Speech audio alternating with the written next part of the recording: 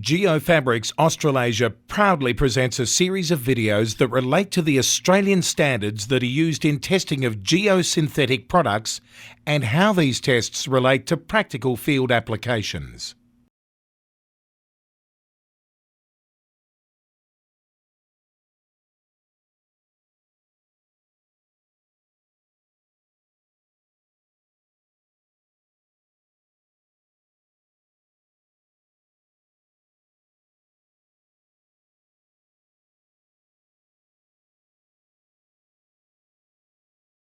The standard environment for this test method is an ambient temperature of 20 degrees Celsius, plus or minus 2 degrees Celsius, and humidity of 65%, plus or minus 3%.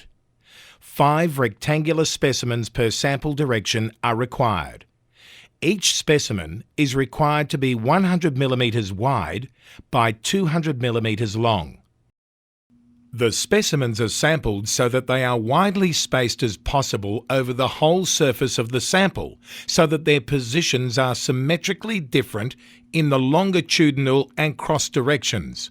100 millimeters from either edge, any visually non-representative, soiled or damaged part of the sample is discarded.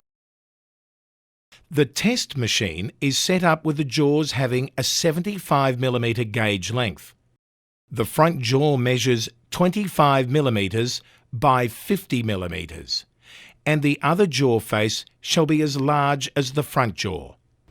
The specimen is inserted into the jaws and clamped tight, making sure that the specimen is central so that its longitudinal centre line passes through the centre point of the front edges of the jaws, with approximately equal lengths extending beyond the jaws at each end.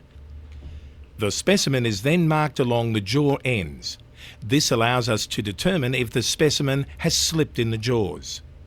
The test is started and the jaws will move apart from each other at an extension rate of 300 millimeters per minute until the specimen ruptures.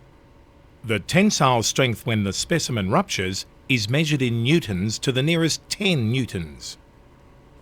The result is called the tensile strength.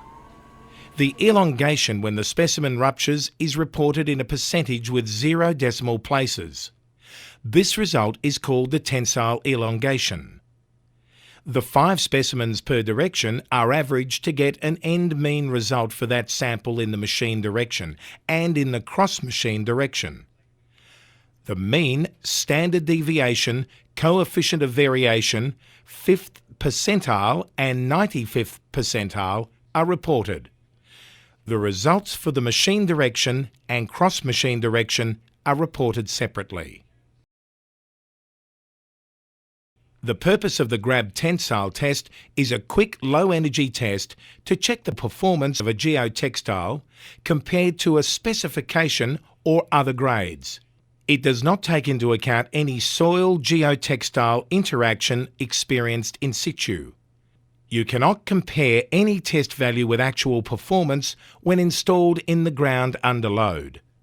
The grab method determines the breaking load and elongation of the fabric by simulating stones grabbing the geotextile, which is localized in plane tension.